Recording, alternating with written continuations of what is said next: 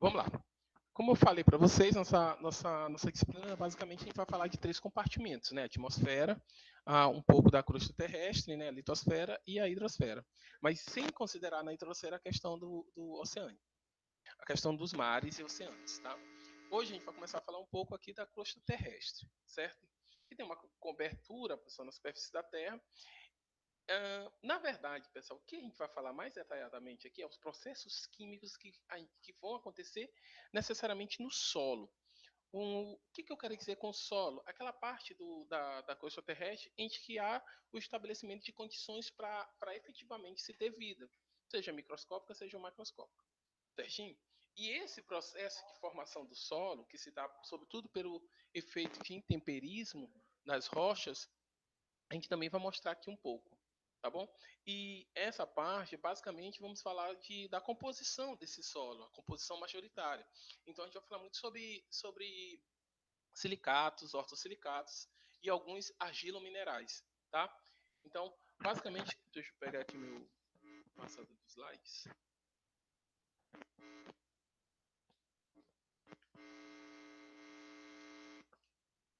Então, nós vamos ver aqui que nesse processo de formação das rochas, a gente tem aqui a questão da formação do magma, e a partir desse magma, dependendo das condições que venha a sofrer, as condições de temperatura ou de pressão no qual esse magma é cristalizado, ele pode formar as rochas ígneas, tá?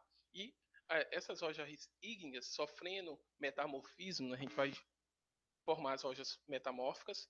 Pessoal, não vou entrar em detalhes disso aqui, que eu não sei muito sobre física, na geografia física, tá bom? Então a gente tem aqui metamorfismo formando essas rochas metamórficas que a partir de uma série de processos, fusão, metamorfismo, intemperismo, elas podem formar rochas sedimentares, tá? Rochas sedimentares, ou até mesmo sofrer novamente uma fusão e voltar ao estado de magma. Tá? Então a gente tem basicamente a formação dessas rochas megamórficas a partir de rochas ígneas, levando à formação de rochas sedimentares. Tá? Essas rochas sedimentares elas podem ser sedimentos soltos, como nós vemos aqui, ou bem compactados. Tá? Essas rochas sedimentares, pessoal, a gente pode deixar sem dúvida que está em torno de aproximadamente 80% da superfície do solo é coberta, tá? Na superfície da crosta terrestre é coberta por rochas sedimentares, tá? Aqui nós temos mais um gráfico, a gente vai falar melhor sobre isso depois, quando a gente falar sobre formação do solo, que é aqui para vocês terem uma ideia, né? Aqui a gente tem, nesse primeiro quadro, uma rocha que a gente chama de rocha mãe, tá? Essa rocha é intacta, essa rocha que a princípio sofreu pequenos efeitos de intemperismo. E a partir que esses efeitos vão acontecendo e com o passar do tempo, a gente vai ter a formação sim do solo.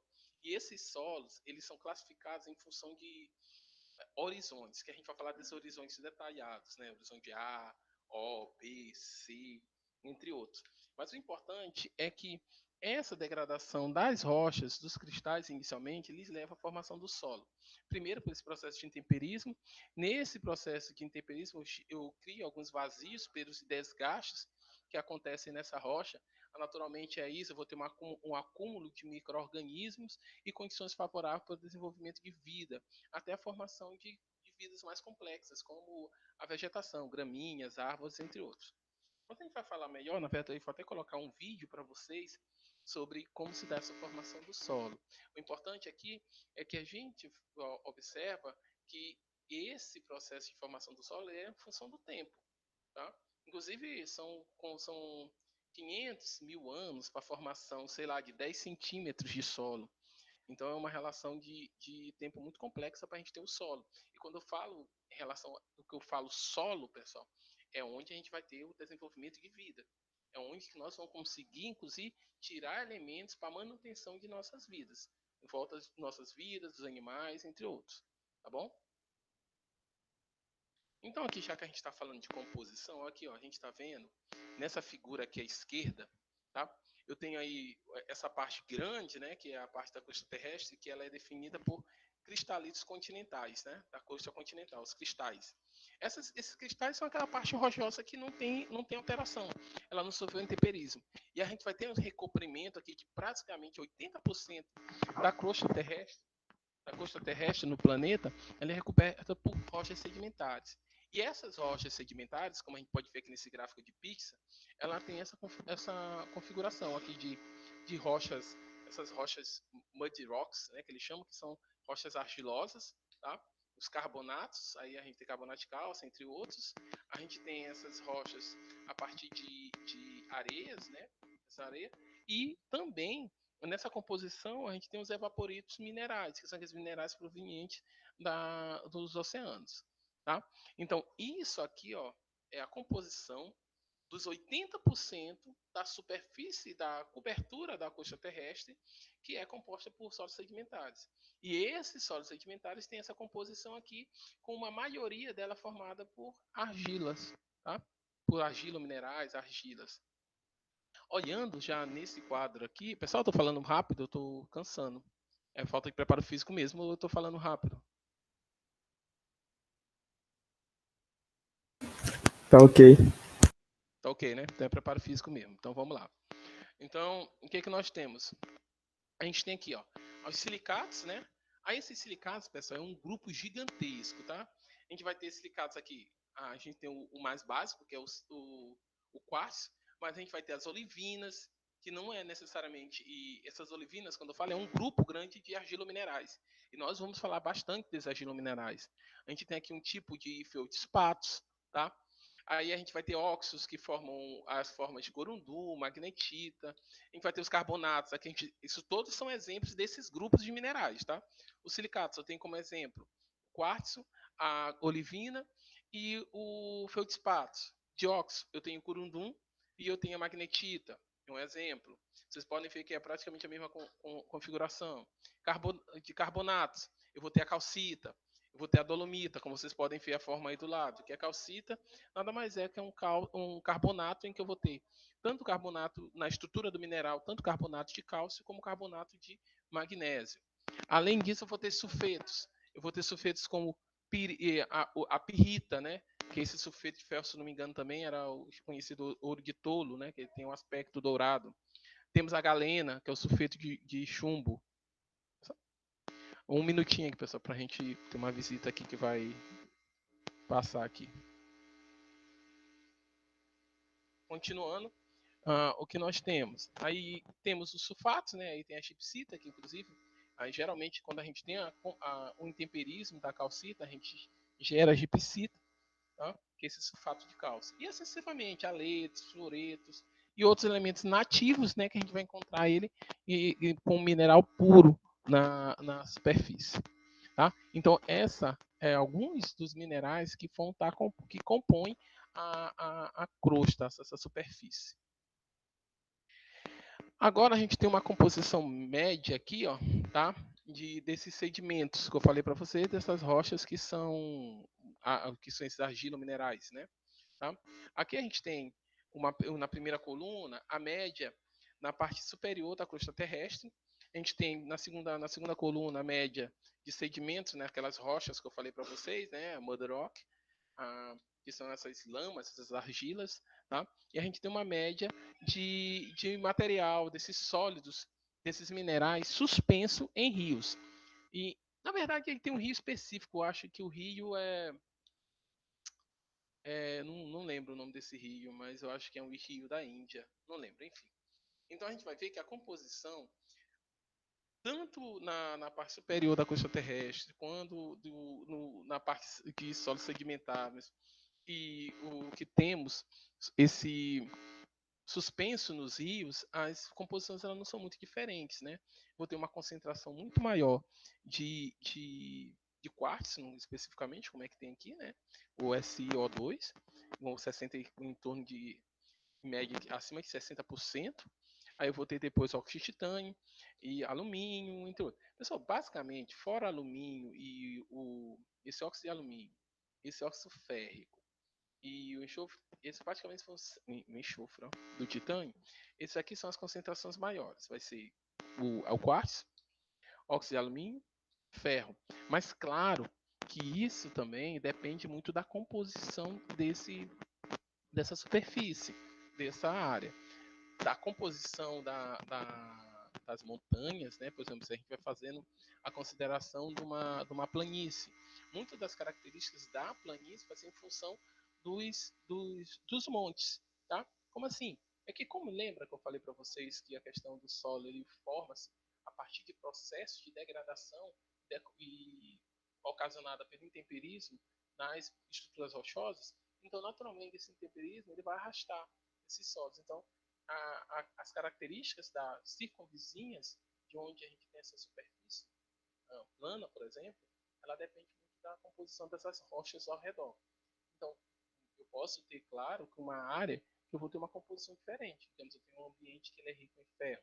Naturalmente, eu vou ter uma concentração muito maior de ferro que talvez do óxido de alumínio, e assim sucessivamente. Esses gráficos aqui é uma estimativa de uma composição geral da superfície da crosta terrestre, tá bom? Mas eu posso ter ambientes, áreas em específico, que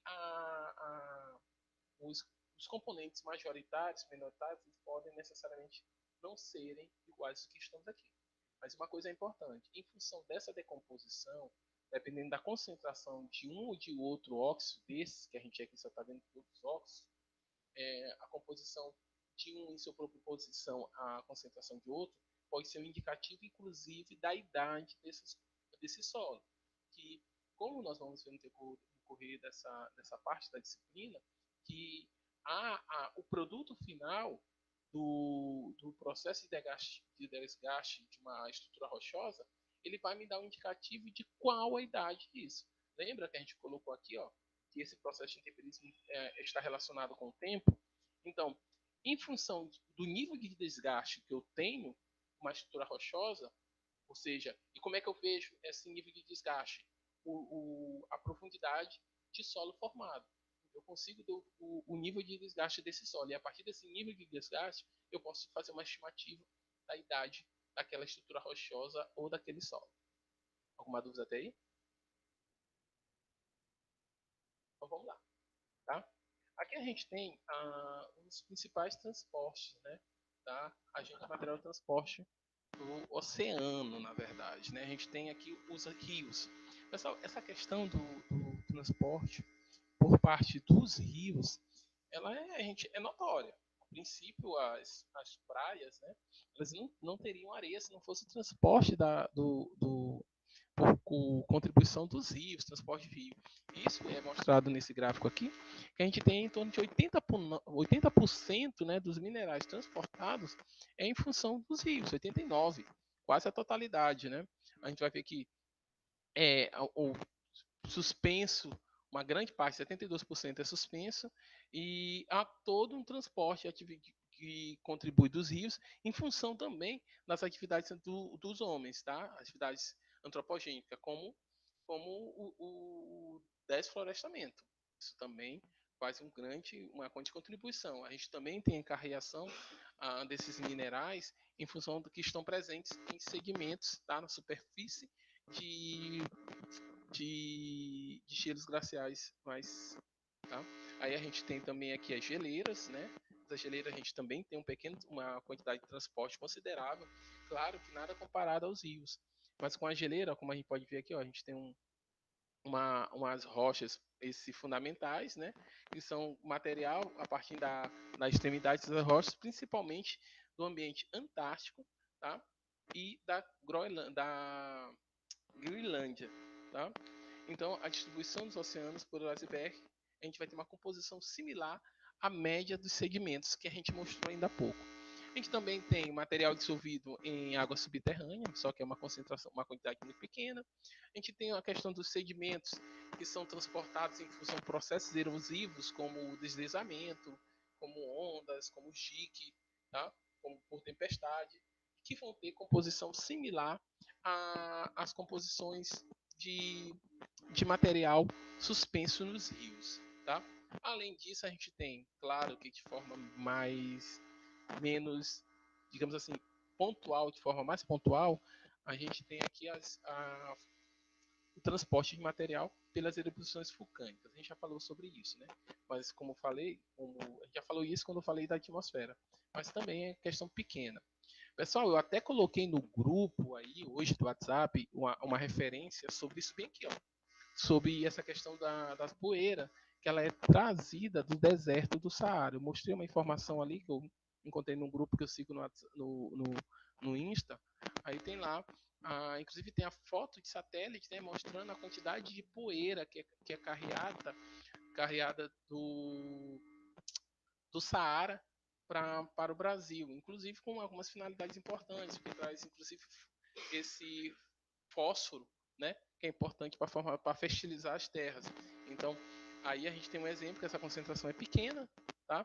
E alguém viu isso que eu coloquei no grupo? Lembrando, eu coloquei no grupo errado. Eu vi sim, professor. Hã? Eu li também. Então, perfeito. Porque eu fiquei até na dúvida. Então é isso, a gente trata aí do transporte por meio dos ventos, né? Que aqui tem um exemplo específico, né, que eu coloquei lá, né? Que é do Saara, uma fonte da parte tropical do Atlântico, a composição similar à média de rochas sedimentares, que pode ser acima de menor que 30% de matéria orgânica. Isso tudo é transferido pelas ondas que eu mandei para vocês aí pela atmosfera, tá bom? Tem até a foto de satélite. Lembre, olhem aí que está aí no grupo da disciplina. Pronto. Pessoal, agora a gente vai falar aqui da nossa vedete, tá? Química da constituição do solo. A gente tem aqui, ó. A gente tem essa. Bora ver essa estrutura que é mais fácil, que é a estrutura B. É uma estrutura do ortosilicato, tá? Onde que eu tenho silício aqui, ó, com uma valência aqui 4 mais, né? Então aí ela se associa com mais 4 oxigênios. Só que contudo, esse oxigênio ele é menos 2, né? Então eu tenho aqui com SiO4 menos 4, tá bom? Esse é o nosso ortosilicato, tá? E esse ortosilicato, como é que ele funciona? Aqui na figura B, na figura A, a gente observa que a gente tem aí uma estrutura, né, centrada no silício, em que a gente tem cercado aí, a princípio, né, por 4 átomos de oxigênio. E esses átomos de oxigênio, eles vão se posicionar, tá, de forma que eles vão ocupar os espaços vazios entre as moléculas que já estão. Então, eles vão se acomodar dentro desses gaps, desses espaços, tá, em estruturas específicas, tá? E como a gente observou, essas estruturas vão variar. E essa estrutura formada, esse ortosilicado, ela é bem não flexível, mas ela é bem eclética, porque ela permite uma série de formas de estruturas. A gente vê aqui mais nessa figura de coordenações de íons, que eu vou falar direitinho sobre isso, mas a gente percebe como ela se organiza. Então, nessa A, eu tenho uma estrutura plana, né, dividindo uma simetria hexagonal. E eu coloco mais uma camada, tá? Desse aqui já na figura B eu coloco mais uma camada da mesma organização. Eu estou falando que eu tenho no centro, tá? Eu tenho silício, tá? Um átomo de silício cercado a princípio por 4 oxigênio. E nesses vazios, nesses interstícios, tá? Entre o oxigênio, eu coloco mais uma camada de oxigênio, mais uma folha, digamos assim. Ponto, facilitar o entendimento. Vamos visualizar essa figura A como uma cartela de ovos, tá? Em que eu tenho totalmente estruturado. E quando a gente coloca ovos um em cima dos outros, aquele ovo ele vai caber, a princípio, de forma relativamente certa entre os espaços vazios. Assim mesmo, a gente vai ter essas camadas, a gente vai ter uma sobreposição de camadas. E dependendo de quais sejam esses cátions e esses ânions, eles vão definir qual é a forma de organização. Especificadamente, quando a gente fala de ortosilicatos, quando a gente fala desses óxidos de silício, eles vão se organizar em duas formas primordialmente. A gente vai ter a forma tetaédrica, como a gente tem mostrado aqui, ou a gente pode ter também uma organização octaédrica. Todas essas formas são bem estáveis, tá bom? Mas como é que essa estabilidade? Antes de eu passar para o que eu vou falar, vocês entenderam o que eu falei aí, pessoal? Tá tranquilo? Vamos Tranquilo. lá. Vou repetir. Então vamos lá. Vamos lá, a gente está falando aqui desse ortosilicato, tá bom? Essa estrutura tetraedro que a gente está mostrando, né? Que é um silicone empacotado, né? Assim, por átomos de oxigênio, beleza? Então a gente vai ter esse silício, né? Dividindo átomos, né? Ele tendo como central e dividindo átomos de oxigênio. Entanto, o oxigênio, ele é uma estrutura fica aqui no plano e eu tenho uma acima formando uma estrutura tetraédrica, tá? Mas essa não é a única forma. Como a gente observa aí na figura A, mais uma vez, eu tenho uma parte, uma camada plana, mostrando a simetria, tá? Essa simetria hexagonal desses átomos. Aí a gente tem aí em evidência exclusivamente os átomos de oxigênio. Tá? A gente está partindo do pressuposto que o átomo de silício está ali para baixo, a gente não está aparecendo. A gente está vendo um corte aqui de cima, numa área plana, mostrando uma possível simetria hexagonal. Beleza? Pronto. Aí o que, que eu faço isso? Aí eu dei o exemplo da cartela de ovos, que é mais ou menos assim, a gente sendo mal comparando, eu tenho aqueles átomos, tá? E entre esses átomos, como eles não cabem de forma tão perfeita, fica-se uns gaps, uns espaços. Nesse espaço eu consigo introduzir outros átomos, tá?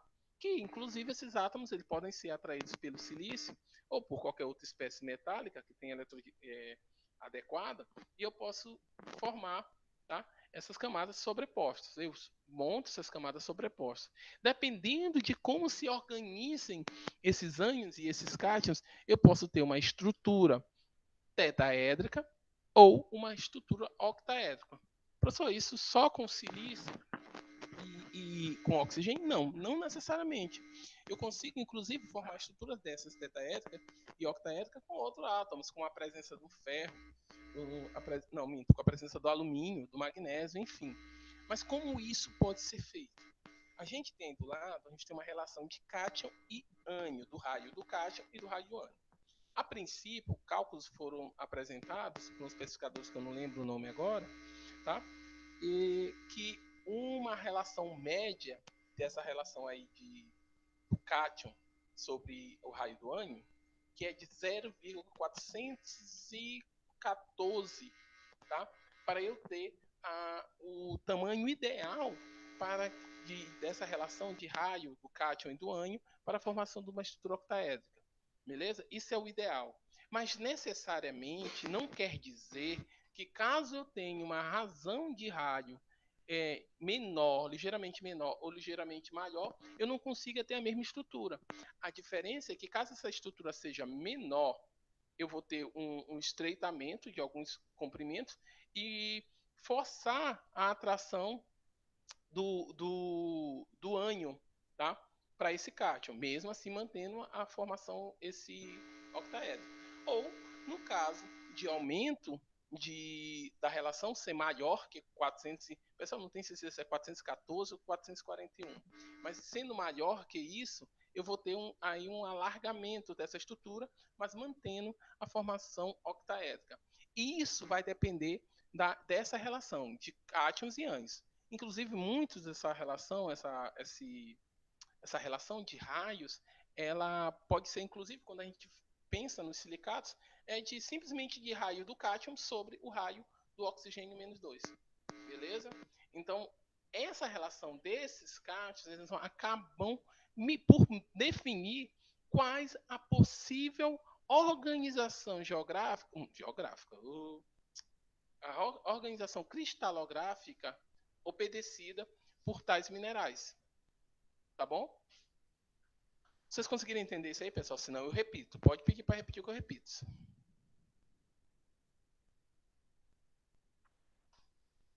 Então vamos lá. Aqui a gente tem um exemplo, tá? Acho que eu tenho essa tabela aqui, não tenho. Não tenho, não vou ter. Mas assim, vamos fazer o seguinte. Anotem aí. Eu vou enviar o livro para vocês. Eu quero que vocês. É coisa boba. Só expliquem para mim isso aqui, ó. Qual a importância dessa relação de cátions e ânions? Qual a importância, né, dessas relações de Carniani na definição da estrutura do mineral. Tá? Eu vou passar o livro para vocês, onde eu tenho esse tema. Tá? É o livro que a gente tem essa base. Isso aí vocês escrevem para mim aí, faz só meia página sobre o tema. Tem lá. Aí eu quero que vocês coloquem um quadro onde nós temos a faixa. Inclusive, por exemplo, para manter a estrutura octaédrica, eu acho que é de 0,41 até 738. Essa razão. Aí eu consigo manter. Qualquer coisa diferente disso, eu não consigo manter a estrutura octaédrica. Eu quero que vocês me expliquem sobre isso. Aí vocês mandam para mim até segunda-feira. Entendido? Certinho? Isso aqui já é para a segunda nota, tá, pessoal? Todo mundo entendeu? E professor, você pode repetir? Posso sim. Vamos lá.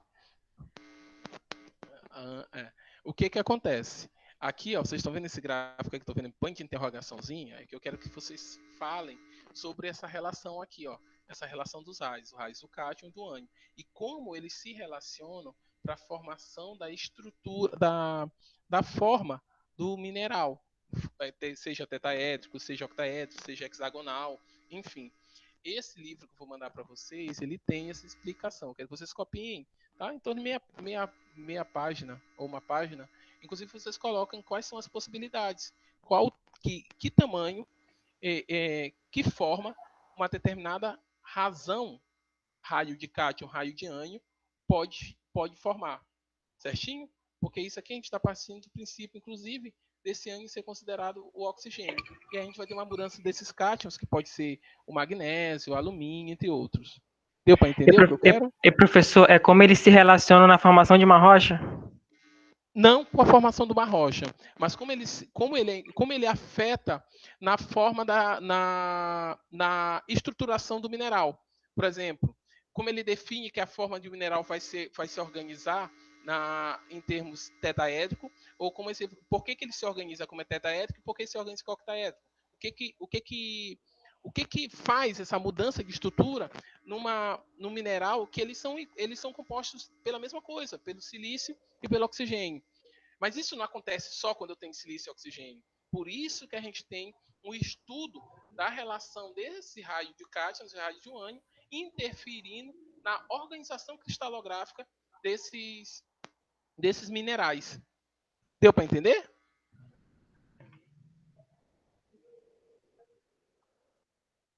Deu?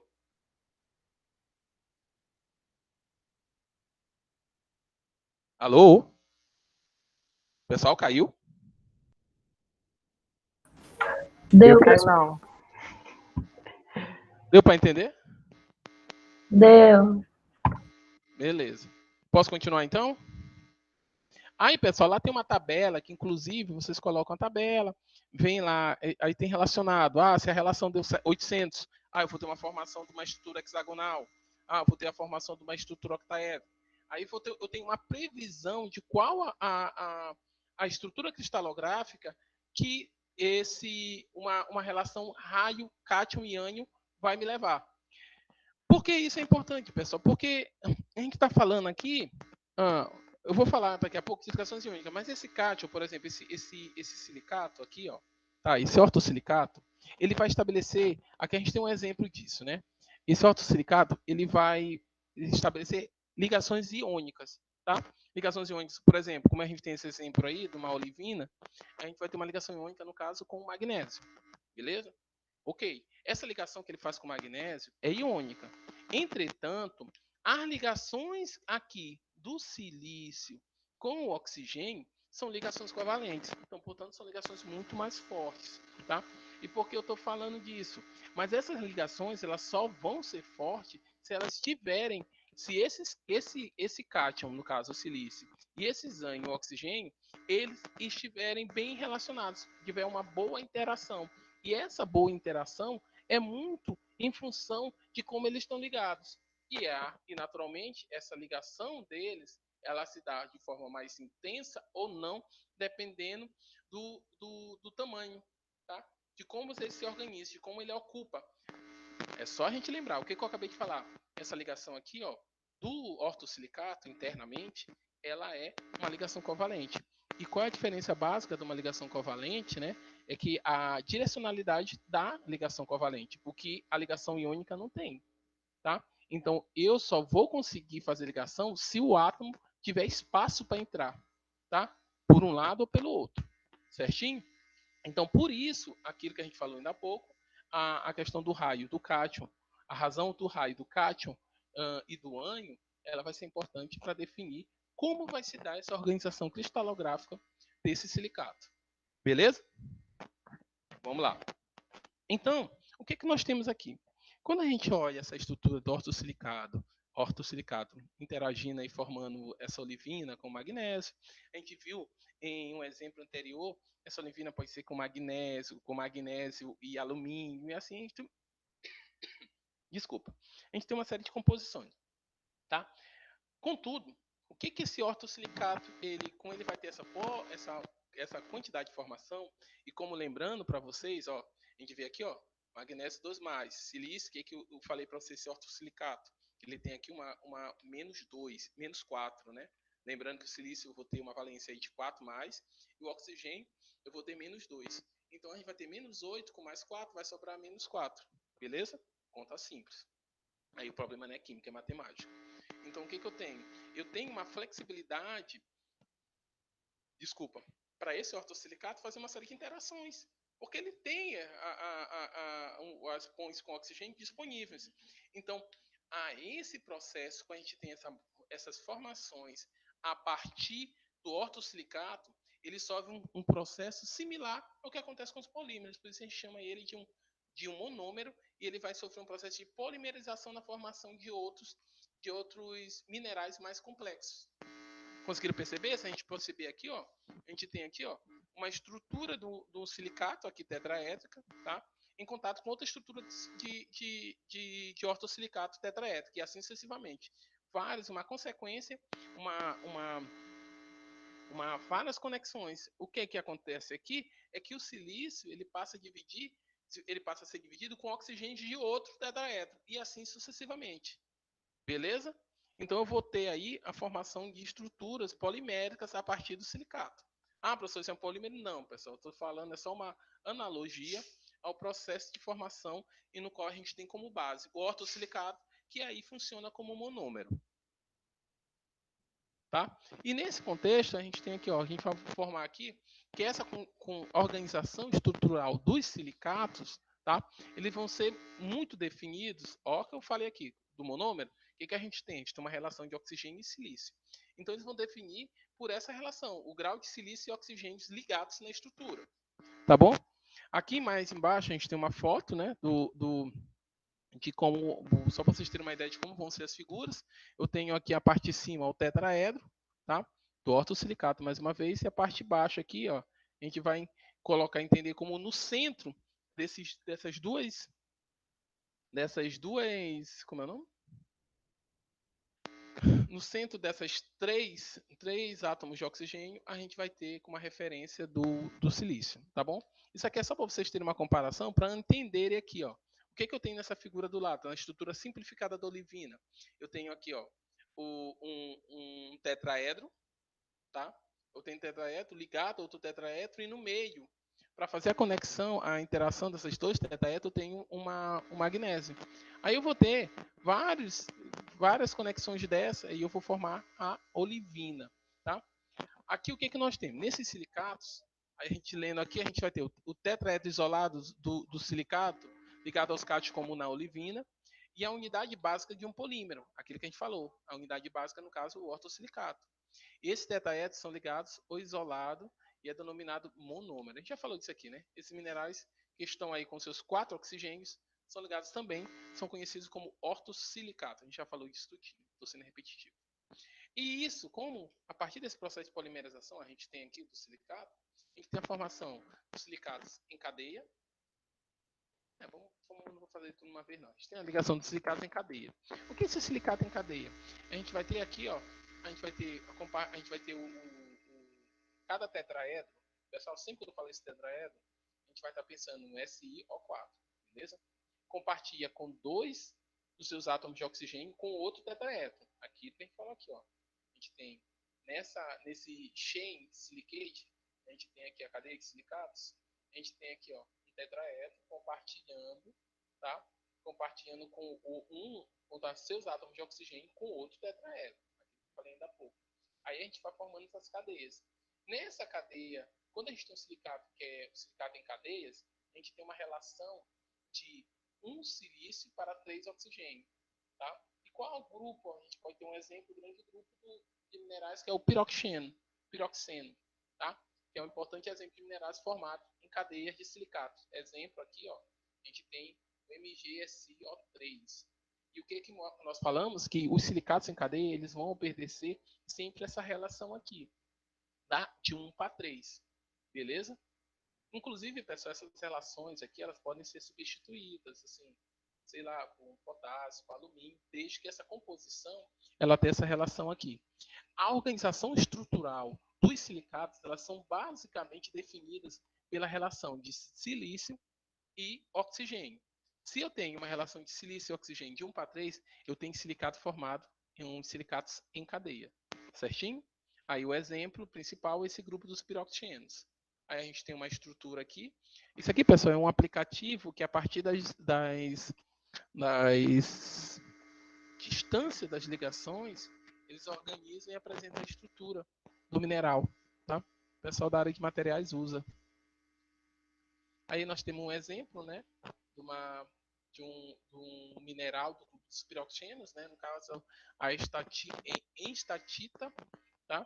Onde a gente tem, ó, magnésio 2, silício 2, oxigênio 6. Se a gente dividir aí, ó, eu tenho um silício para 3 oxigênios. Certinho? Fizeram a conta aí de cabeça, ó. Silício 2, oxigênio 6. Dividindo por 2, eu tenho 3 aqui e aqui eu vou ter 1. Então tem a relação 1 para 3. Logo, essa enstatita, tá? Enstatita, ela é um mineral, né? Que é um silicato em cadeias, tá? A organização. Certinho até aí? Vamos lá. Aí eu tenho também, pessoal, agora eu tenho aqui uma formação de uma organização estrutural de silicato, que é uma estrutura formada em dupla cadeia. Eu tinha, basicamente, pessoal, o que eu tenho aqui? Eu tenho uma cadeia e aqui eu tenho uma sobreposição de cadeias, tá? Sobreposição de cadeias, que fica essa estrutura. Pessoal, é engraçado que essa estrutura aí de dupla cadeia, né, parece assim uma coisa muito irrisória, mas quando a gente faz, muito irrisória não, parece algo muito intangível, mas quando se faz a análise microscópica desses materiais, em alguns níveis de precisão, a gente consegue ver exatamente essa estrutura devidamente formada. Inclusive, consegue-se, na área de materiais, fazer alteração no processo de síntese, né? E tu consegue ver esses espaços nas estruturas, tá? Inclusive, até sobrepondo essas camadas e a gente ter estruturas tubulares, como se fossem realmente canudos, tá? Só sobrepondo essas camadas, dá para fazer isso. É bem legal. Então, continuando, nessa estrutura de dupla camada, dupla cadeia, em que tem estrutura que é formada duas cadeias simples ligadas, lembrando que a gente apresentou ainda há pouco como é que se dá a formação da cadeia simples, né? Que a gente tem um oxigênio, tá, de um tetraedro, ele sendo dividido com outro tetraedro, beleza? Aqui nesse caso, eu vou ter o tetraedro alternado compartilhando o átomo de oxigênio com a cadeia vizinha. É basicamente a mesma coisa. A diferença é que eu vou ter essa estrutura alternada. Ou se preferir, para entender, a gente tem a sobreposição de duas camadas simples, tá? De duas cadeias simples, tá? E aqui a gente vai ter uma mudança na razão, que em vez de ser 1 para 3, eu vou ter uma razão 4 para 11. Já não é mais tão fácil fazer a conta de cabeça, né? Então eu vou ter aqui 4 silícios, uma razão de 4 silícios e 11 oxigênios, tá bom? Ah, professor, quer dizer que todo o material vai ter esse 4 silícios e 11 oxigênios? Não necessariamente, na verdade nunca. Isso aí é a razão que leva à formação dessa estrutura, essa organização estrutural dos silicatos em dupla cadeia. Eu vou ter uma razão de silício 4 para 11 oxigênios, beleza? Ah, professor, como é que eu posso definir essa razão? Lembra que essas organizações elas dependem da divisão do oxigênio entre tetraedros diferentes. Então, se ela não está seguindo essa divisão, ela não tem esse tipo de estrutura, essa estrutura de cadeia dupla, tá bom? Aí a gente tem um exemplo, né, de mineral que é a tremolita, tá? Aí, como é bem complexo, eu tenho cálcio, eu tenho magnésio, tá? E eu vou ter aqui, ó, 4 para 11, 8 com 22, beleza? E aqui do lado, pessoal, a gente tem mais uma representação de como é formado essa estrutura em função da distância das ligações entre os átomos. Onde a gente tem o silício representado por azul, o oxigênio representado por vermelho, o cálcio amarelo e o magnésio marrom claro, sódio marrom escuro e hidrogênio rosa. Onde está o rosa e o marrom escuro? O marrom escuro tá aí, o rosa deve estar escondido. Tem ó, pequenas presenças aí, ó, se vocês observarem com detalhe, de bolinhas rosas, que são do hidrogênio, tá bom? Isso aí também é uma representação real a partir de cálculos. Esse real estou exigindo de mim, mas a partir de cálculos teóricos a gente consegue chegar a essas estruturas aí, de sobreposição dessa camada. Vocês estão vendo aqui que a gente tem uma sobreposição de camadas, né, do silício, né, azul, e assim sucessivamente, octaedro e tetraedro. A gente vai dar mais detalhes sobre isso. Ainda nessa figura aqui menos animada, digamos assim, a gente percebe aqui, ó, a gente tem uma camada sobreposta da outra. Essa parte branca é um tetraedro que sobrepõe outro tetraedro, que sobrepõe outro tetraedro, e eu tenho a formação do silicato em dupla cadeia. Aí a gente tem um exemplo desses silicatos, tá? Vocês percebem, pessoal, que esses minerais, eles têm, assim, ó, se a gente comparar esses de cadeia, eles têm uma estrutura meio... Como é que eu falo? Parece uma fibra, né? Ele tem um aspecto de organização da estrutura mineral, é como se fosse uma fibra. Vocês veem aí, ó. Isso aqui a gente fica mais claro, né? São várias fibras, né? Nesse caso aí parece um coração. Beleza? Ainda, continuando ainda nesse processo de polimerização dos silicatos, a gente tem aqui nessa estrutura que a gente compartilha 3 átomos de oxigênio com o tetraedro ao redor. 3 átomos de cada tetraedro são compartilhados com tetraedros ao redor. Então a gente tem uma estrutura bem mais complexa. E eu vou ser mais breve, e aqui a gente vai ter uma razão de 4 a 10 de silício e oxigênio. O exemplo desse tipo de silicato de camadas, em camadas, é a muscovita. Tá? Aqui a gente tem a estrutura e aqui o exemplo do mineral, tá? Da muscovita. Muscovita, desculpa. Beleza? E por último, a gente tem os silicatos estruturais, tá? Esse aí, sempre o oxigênio, o oxigênio sempre são compartilhados entre 2 tetraedros, formando uma rede semicovalente tridimensional. Então, eles são mais resistentes, tá bom? E eu vou ter uma relação de 1 para 2. Naturalmente, como vocês devem perceber logo, um exemplo desse é o sistema de fórmula mineral desta classe, é o quartzo, tá? É o SiO2, então é uma forma de silicato estrutural, tá?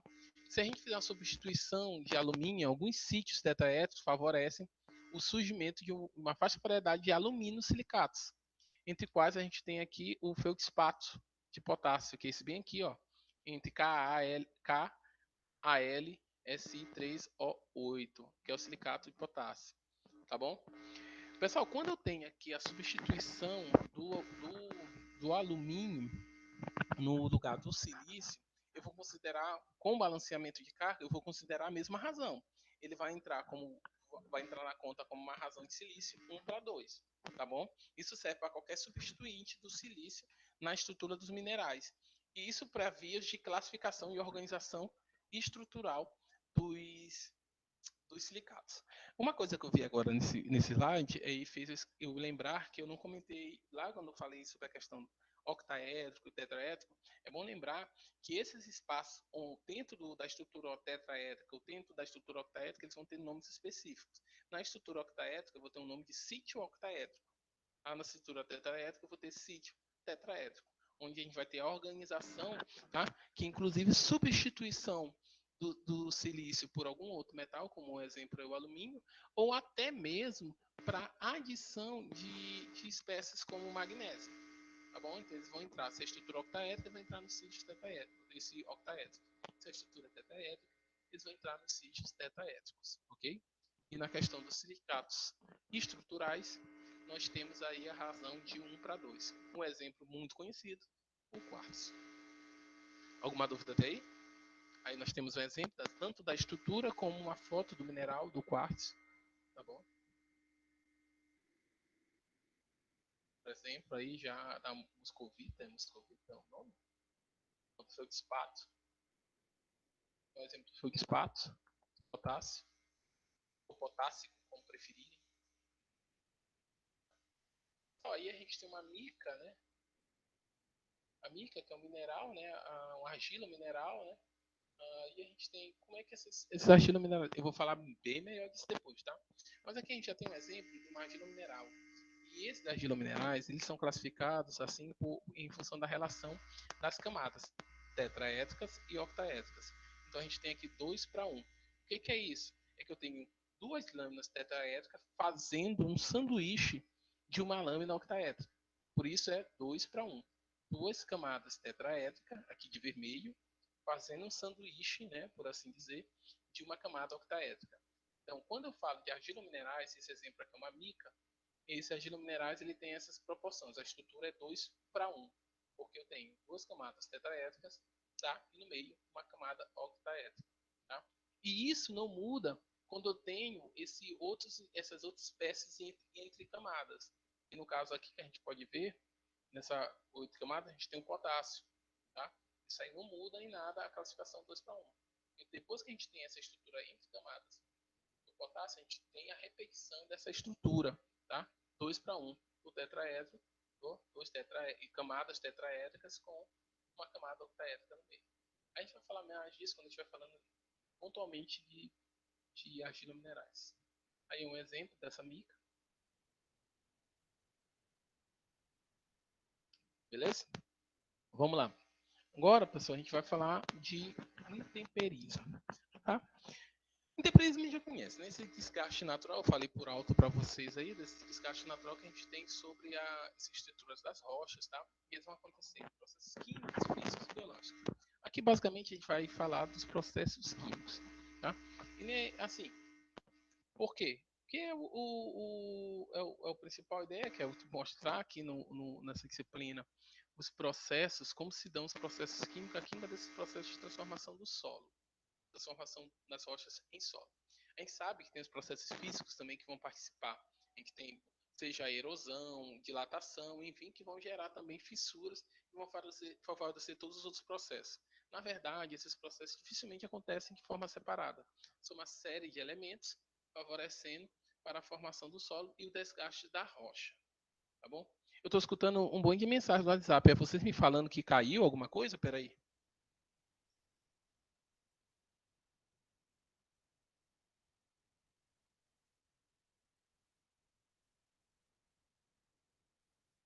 Não, tá tudo ok, né? Tudo ok, né, pessoal? Então vamos lá. Então, além disso, também tem os processos biológicos, né, provenientes, seja por micro-organismos, tá?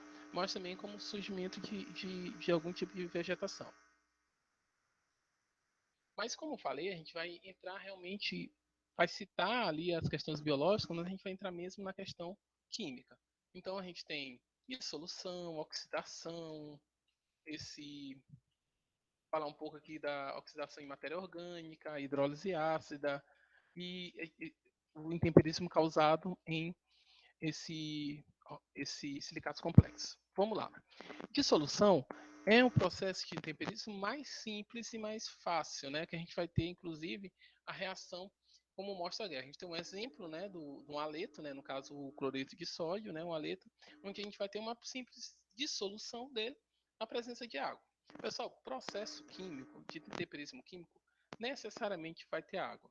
Seja por condensação, pela absorção da atmosfera, seja por chuva, seja gotícula, sempre vai ter a presença de água, porque ele vai ser a água é fundamental para que tenhamos, né,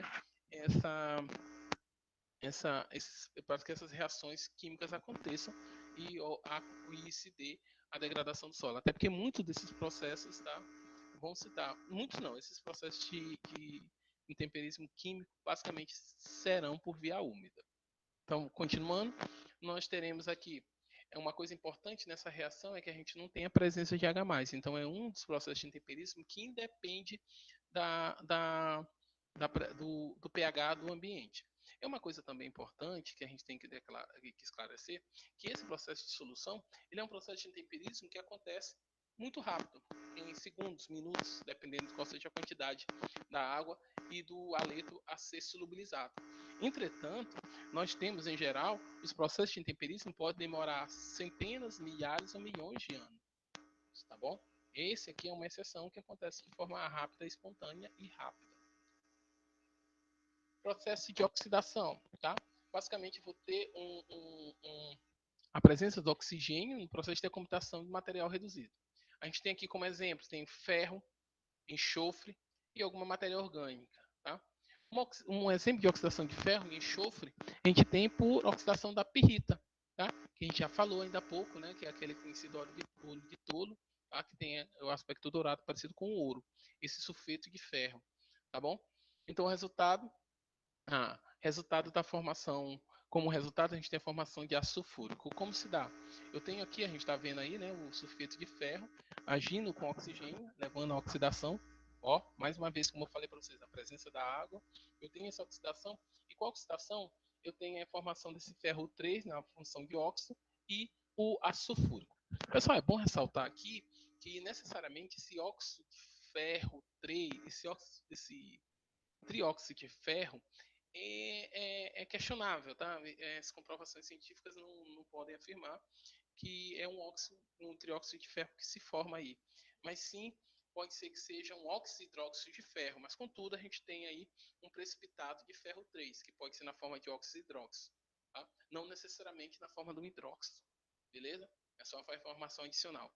Mas considerando a questão didática, é basicamente o que nós temos. Eu vou ter a oxidação do sulfeto de ferro, gerando a formação de uma espécie insolúvel de ferro, tá? Um óxido hidróxido de ferro, uma espécie de ferro 3 e ácido sulfúrico, tá? E naturalmente, que eu tenho um ambiente ácido, eu posso favorecer reações adicionais, um processo de temperismo, inclusive, de dissolução ácida. Pessoal, tá tudo ok? Eu tô falando muito rápido. Tem alguém aí?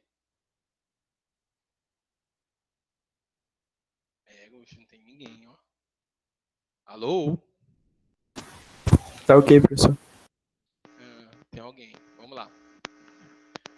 Com a oxidação de outros minerais aí, a gente pode ter a formação também de ácido silícico, tá? E óxidos de ferro hidratado, mais uma vez, tá? Pessoal, a gente também isso pode acontecer no meio ligeiramente alcalino. Eu posso ter esse processo de oxidação. Aí a gente tem um exemplo de oxidação dessa failite. Pessoal, aí poderia vir a pergunta, professor, como é que o senhor pode afirmar, digamos que eu não soubesse que tivesse o oxigênio, como é que eu ia afirmar que era uma oxidação ou não? Pessoal, é só ver o ferro do início, tá?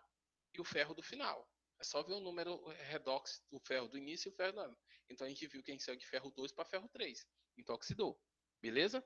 A mesma coisa a gente tem aqui nessa faialita, tá?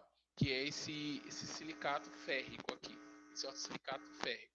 Então eu tenho aqui a reação com ele e eu vou ter a formação, mais uma vez, da espécie insolúvel de ferro 3, tá? E um ácido. Aí no caso agora é o ácido silícico. Pessoal, fatidicamente, num processo de oxidação, eu geralmente vou formar a espécie insolúvel, no caso do ferro, e eu vou formar um ácido, beleza? E quando eu tiver um silicato, um ortosilicato envolvido, como esse aqui, o ácido formado sempre será esse silícico. Professor, por quê? Porque, como eu falei para vocês, essa ligação que esse silicato está fazendo aí, por exemplo, com o ferro, elas são ligações mais frágeis, são ligações iônicas, são mais frágeis. Mas essas ligações internas do silício com esses 4 oxigênios, elas são ligações covalentes muito fortes. Então, para haver a decomposição dessa estrutura requer uma quantidade de energia muito grande. Então, a princípio, sempre eu vou ter, no final dessas reações de oxidação, a liberação da espécie insolúvel e do ácido. Nesse caso, quando eu tiver um ortosilicato, fatidicamente, esse ácido será o ácido silícico, ok? Por quê? Porque requer muita energia para eu decompor essas ligações covalentes que são estabelecidas entre o silício e o oxigênio. Então, ele acaba saindo intacto, e ele sai intacto na forma de um ácido silícico. Beleza? Então, vamos lá. Aí a gente tem um exemplo mais didático, digamos assim, onde a gente tem o piroxênio, né? Tá? Aqui a gente tem, né, FeSiO3, piroxênio, um exemplo, né, de piroxênio.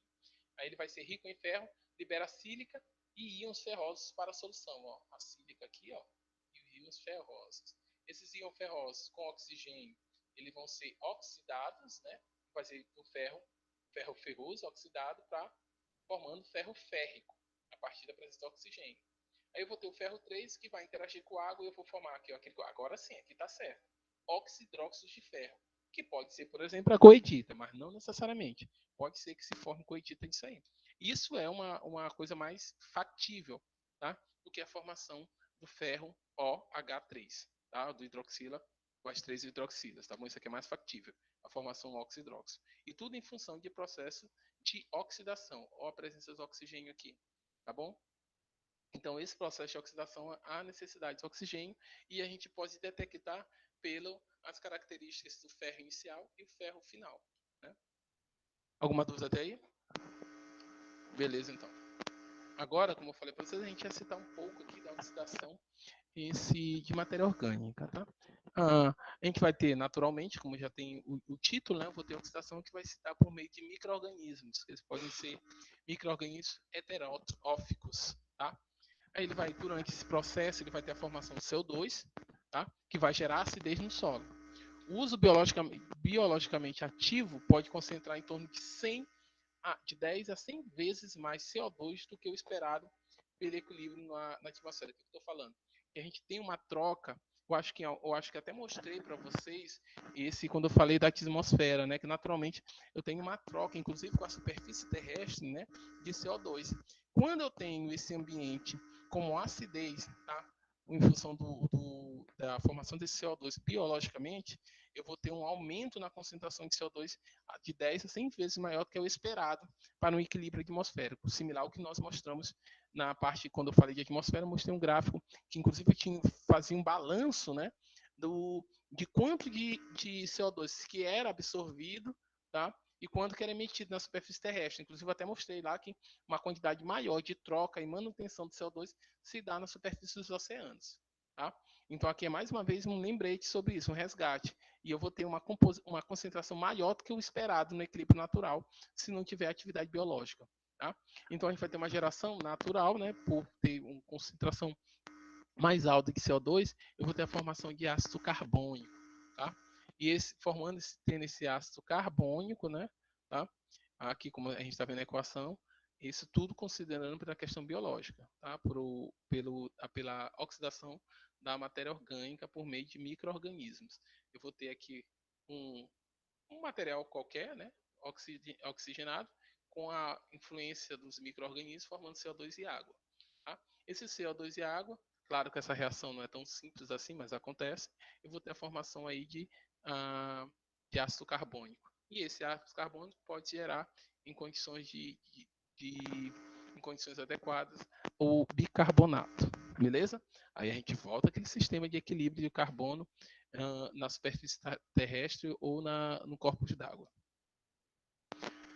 Alguma dúvida até aí, meu povo? Tranquilo? Pessoal, vocês podem interromper em qualquer momento. Tá? Vamos lá. A gente também tem a hidrólise ácida, né? Como já vi, eu vou ter uma quebra, né, em função da presença de um meio aquoso com ácido. Tá? Desses ácidos, a gente pode ter esse meio aquoso, pode ser várias fontes, inclusive, mais uma vez, o CO2 atmosférico, tá? Que pode ser proveniente da chuva, né? Que a gente vai ter essa chuva relativamente ácida em função do ácido carbônico, tá? Mas também quando tem um ambiente rico em óxido de enxofre, sei lá, ou até de nitrogênio, eu posso ter a formação tanto do ácido sulfúrico como do ácido sulfuroso, tá? E quando eu tenho nitrogênio, eu posso ter a formação de ácido nítrico, por exemplo. Então, essa reação leva a ácidos minerais, que leva entre esses ácidos e os minerais, é chamada de hidrólise ácida. Então, tem a formação, tem a presença desses ácidos, proporcionando a degradação desses minerais. Aqui a gente tem um exemplo, né, do carbonato de cálcio, a calcita, né, reagindo com ácido sulfúrico. Aí eu tenho a liberação, né, do cálcio e o bicarbonato. Aí a gente tem uma hidrólise ácida também aqui, ó, de um silicato simples, que é como demonstrado aqui abaixo. Eu tenho silicato de magnésio. Uma olivina, né? Aqui eu tenho uma olivina. Essa olivina, lembrando, o que eu falei para vocês? Quando eu tenho silicato, o que eu vou formar? Independente do ácido, fatiticamente, no final, eu vou ter o ácido salicílico. Por quê? Porque essa estrutura do ortosilicato é uma estrutura bem rígida, ela é bem forte. Então, eu preciso de muita energia para quebrá-la. Então, basicamente, geralmente ela sai ilesa nesse processo de degradação. Tá?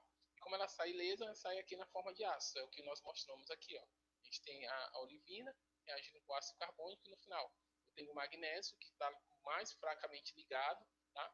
Em função de ser uma ligação iônica. Tá? Eu vou ter aí o bicarbonato e ó, que nós temos aqui ácido salicílico. Tá bom? Eu acho que eu falei errado, né? Salicílico não, eu estou confundindo com a S. Tá? Silícico. Ácido silícico. Tá? Não vamos tomar isso aí, pelo amor de Deus. Ácido silícico. Tá? Então a gente vai observar a formação do bicarbonato, né? Ligeiramente mais forte que a molécula neutra do ácido silícico. É bom lembrar também que esse ácido é relativamente fraco. E quando a gente pensa em processos de rochas mais complexas, a gente pensa inclusive na formação do solo mesmo, né? A gente vai ter aí que são completamente instituídos pelo temperismo. A gente vai ter inclusive essa questão dos solos complexos, como eles a previsão de como eles vão ser degradados, ela me dá aí que dá um indicativo de idade do solo ou da rocha. Tá? Então a gente tem olivinas que não são completamente destruídas pelo intemperismo. Tudo que eu estou falando sobre a questão de idade da roda, de idade da rocha, não da roda. Da rocha, ela se dá em função do grau de intemperismo que uma determinada rocha-mãe sofreu. Se uma rocha-mãe sofreu pouco intemperismo, é porque ela é uma rocha nova. Se ela sofreu muito, é porque ela é uma rocha antiga. Ah, pessoal, o professor quer dizer que não tem como evitar? Não, porque ela está no ambiente, ela está tendo contato com umidade, com tudo. Então, se ela está pouco desgastada, é porque ela é uma rocha nova, ainda não sofreu as ações do tempo adequada para a formação do solo, por exemplo. Então, o quanto uma superfície é degradada, ela vai dar um indicativo da idade dessa rocha. Tá bom? Então, mais comum é se encontrar sobre a superfície terrestre rochas provenientes da dissolução incompleta de minerais mais complexos. Ou seja, eu não vou ter, por exemplo, no processo de intemperismo, a princípio, encontrar uma rocha completamente nas condições de silicato. Por exemplo, quando eu vejo um ambiente degradado, como, sei lá, um deserto, tudo mais, ali pode ter a possibilidade de ter tido já uma estrutura de solo mais rica. Mas aí chegou um nível de degradação grande que a única coisa que resistiu foi o silicato, tá? O silício, por exemplo, o quartzo, enfim, esses silicatos. Aí tem aquela estrutura, aquela estrutura arenosa, tá? Mas as rochas são compostas principalmente desses silicatos estruturados, que são mais complexos. A gente tem um exemplo do feldspatos plagioclássicos, o feldspato potássico e o quartzo, sendo o feldspato plagioclássico os mais abundantes. Aí a gente tem um exemplo desse feldspatos, tá? Aqui tem esse feldspato. Aí ele vai reagir com ácido carbônico. Deixa no guarda, tá? Rapidinho, pessoal. Mais um. A gente saindo aqui da sala. Tá? Aí coloca lá e já pega lá. Vamos lá. Então, eu vou ter aqui essa reação, né, do feldspatos, né, com ácido. Pessoal, que reação é essa, né? A gente tem aqui, ó, a gente tem o silicato, né, o argila mineral, ele reagindo com o ácido, tá? O ácido carbônico. Se eu tenho mineral reagindo com ácido carbônico, eu tenho aqui o quê? Uma dissolução ácida, tá? Tem aqui ó, a água, o ácido e tem o mineral. Então eu vou ter aqui uma dissolução ácida que a gente apresentou aqui ainda há pouco, tá bom? Então, aliás, uma dissolução ácida não, uma hidrólise ácida, tá? Mesma coisa. Tem aqui o ácido, tá? A água e eu vou ter a dissolução do material. Portanto, aí o que eu tenho? Aí eu vou ter a liberação do cálcio, do ácido carbônico, tá? E aqui, ó, o que é importante aqui, como esse mineral ele é muito complexo, eu não degradei ele completamente. Eu ainda tenho aqui, ó, eu só consegui retirar o cálcio que está mais fracamente ligado, mas o alumínio e o silício eles ainda estão aqui, ó, formando. Eu tenho aqui, ó, feudos pratos, ele foi degradado, ele foi sofreu intemperismo, mas por mineral de menor complexidade. Entretanto, o intemperismo dele não foi completo a chegar naqueles níveis que eu mostrei ainda há pouco de ter só o ácido, tá? No caso, o ácido silícico, tá bom? Então a gente tem aí mais ou menos a média da decomposição sobre a crosta terrestre, né? E o que é material exposto. Aí, basicamente a gente tem esse feldspatos, né? Para geoclássico, feldspatos potássico, quartzo, aí vai essa classificação toda aí. Tá bom? Aqui, pessoal, a gente tem aqui, ó, vocês verem aqui é basicamente o que eu estou falando para vocês. Eu tenho aqui um anortite, né, um cristal de anortite, tá? Ele está sofrendo uma reação aqui, ó, com ácido carbônico. O que eu falei para vocês? Lembra que eu falei para vocês sobre os sítios, né? Sítio, se eu tenho tetraedro, o sítio é tetraédrico. Se eu tenho octaédrico, o sítio é octaédrico. Beleza? Beleza. E nesses sítios, inclusive, eu tenho entrada de metais.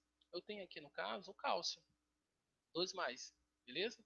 Então, o que acontece? Lembra que eu falei para vocês que essa estrutura aqui do ortosilicato é uma estrutura bem forte? Entretanto, as ligações com cálcio, com magnésio, elas são mais fracas. Então, quando eu tenho um processo de intemperismo, essas espécies que estão aqui dentro da rede, não bem estabelecida, com ligações iônicas, elas são as primeiras a ser retiradas. Aí, quando a gente vê aqui ó, a ação do ácido sobre o cálcio, a gente vai ter a retirada do cálcio, tá? Aí tem o mecanismo todo. E a gente vai aqui, ó, para a figura B, a gente já tem uma molécula de um cátion de cálcio menos, fora da estrutura cristalina do mineral. Aí esse material vai continuar sobre a ação do ácido, né? E eu vou ter agora, como vocês podem ver agora aqui na figura C, tá? Eu vou ter agora a retirada mais uma vez por ação do ácido, e o H+, agindo no cálcio, eu vou ter a retirada de mais essa molécula do cálcio. Até chegar a uma estrutura, aí o que a gente mostrou aqui? Aí a gente já tem agora, ó, pessoal, uma degradação mais efetiva. E nessa molécula, como eu tenho a degradação mais efetiva, o que aconteceu? Eu vou ter o cristal, tá aqui, ó. Olha o que eu vou ter aqui, a composição aqui, ó, do ácido salícico, ó, silícico, tá? Do ácido silícico. Ó, a formação dele aqui com o bicarbonato. Certinho? Então, aqui, pessoal, essa foto eu acho legal, né? Eu falei o Himalaia, porque o Himalaia, se eu não me engano, são as rochas aí que a gente tem que são mais novas, né? Que elas têm pouco degradação, tá bom? Então, daqui, ó, estrutura rochosa mais nova, pouco degradada, é o Himalaia. Aqui a gente tem um exemplo de processo de intemperismo, em que eu tenho esse complexo, né? Esse mineral mais complexo, que aí ele vai mais uma vez ser por dissolução ácida. Dissolução ácida não, é hidrólise ácida, tá bom? Aí eu vou ter a formação de um ácido, de um mineral menos complexo e também aqui, ó, o ácido silícico, tá? Peço desculpa, toda vez eu confundo esse nome desse ácido. Beleza? Agora, para ficar mais didático, isso aqui é o mesmo processo de decomposição, pessoal. Eu tenho aqui, ó, eu tenho aqui as gotas de chuva, né? Que absorvem CO2, vocês estão vendo a figura aí. Absorve CO2 e eu vou ter formação de ácido carbônico. Tá? Pequenas proporções de moléculas formam ácido carbônico. Esse ácido carbônico vai aqui, ó, interagir, ó, por decomposição na superfície desse mineral. Ele vai agir, tá? E vai dissolver o potássio e sílica de feldspatos. Aí ele vai dissolver aqui, ó, o potássio. Aí quando a gente vai aqui, ó, para esse material, ó, aqui em cima, né? Esse mineral sem o potássio já tem uma outra estrutura e vocês percebem que aqui ele está bem reto, todo arrumadinho, né? E aqui ele passa tá todo desestruturado. Por quê? Porque o intemperismo já causou um desgaste, retirando o potássio. Aí eu formei uma estrutura, um mineral mais simples, sem a presença de potássio. Que se combinam em caulinita neoformada, né? Que agora tem uma caulinita que foi formada, e os íons de nitrogênio são retidos na água do argilo mineral, tá bom? A sílica e o íon potássio, tá? E o bicarbonato são lixiviados em direção aos rios, tá bom? Nesse processo de intemperismo, eu tenho a liberação de bicarbonato, potássio e sílica, não, e quartzo, tá bom?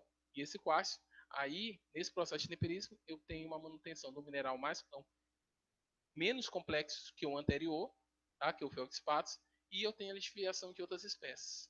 Certinho? Aqui é um processo que eu tenho alteração do feldspatos potássico em presença de água e ácido carbônico, tá? Eu tenho alteração, mas não tenho o completo processo de intemperismo sobre essa estrutura rochosa.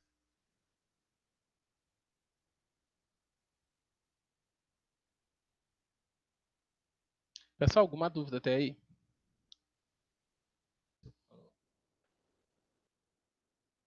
Pessoal? Alguma dúvida até aí?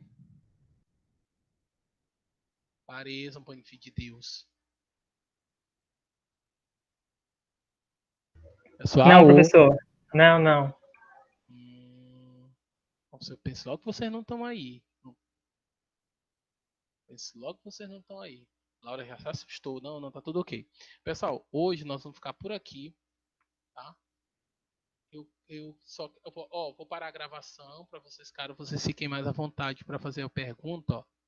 Interrompi a gravação, tá?